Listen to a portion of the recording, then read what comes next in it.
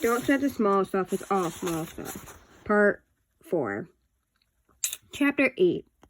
Do something nice for someone else, and don't tell anyone about it. While many of us frequently do nice things for others, we are almost certain to mention our acts of kindness to someone else, secretly seeking their approval.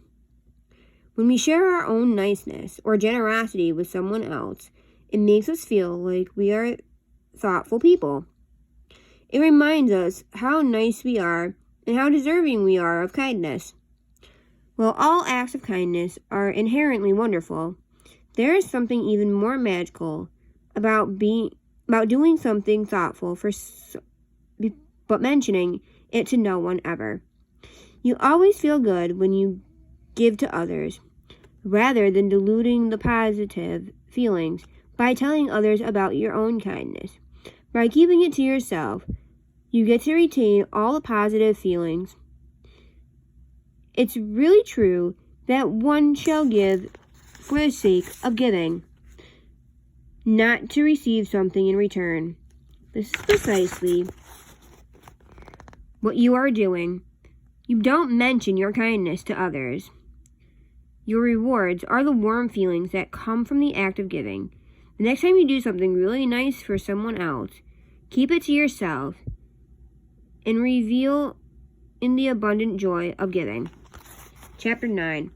Let others have the glory. There's something magical that happens to the human spirit, a sense of calm that comes over you when you cease needing all the attention directed towards yourself and instead allow others to have the glory.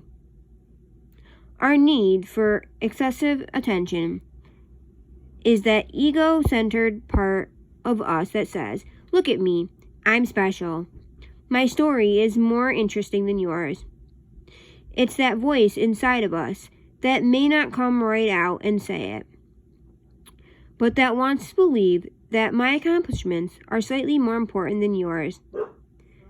The ego is that part of us that wants to be seen, heard, respected, considered special, often at the expense of someone else.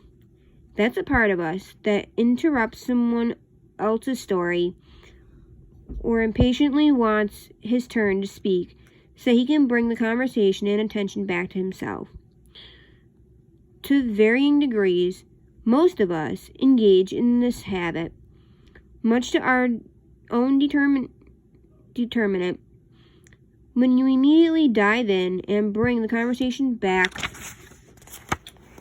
towards you, you can subtly minimize the joy the person has in sharing, and in doing so, create distance between yourself and others. Everyone loses. The next time someone tells you a story or shares an accomplishment with you, notice your tendency to say something about yourself in response.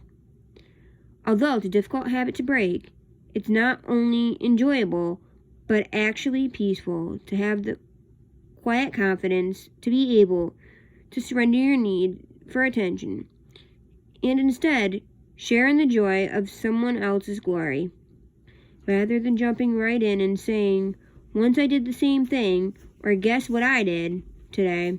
Bite your tongue and notice what happens. Just say, "That's wonderful," or "Please tell me more," and leave it at that. The person you are speaking to will have so much more fun, and because you are so much more present, because you are listening so carefully, he or she won't feel in competition with you.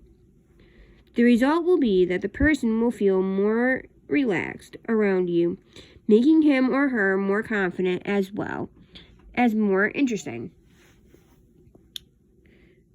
You too will feel more relaxed because you won't be on the edge of your seat, waiting your turn. Obviously, there are many times when it is absolutely appropriate to exchange experience back and forth, and to share in the glory and attention rather than giving it all away. I'm referring here to the compulsive need to grab it from others.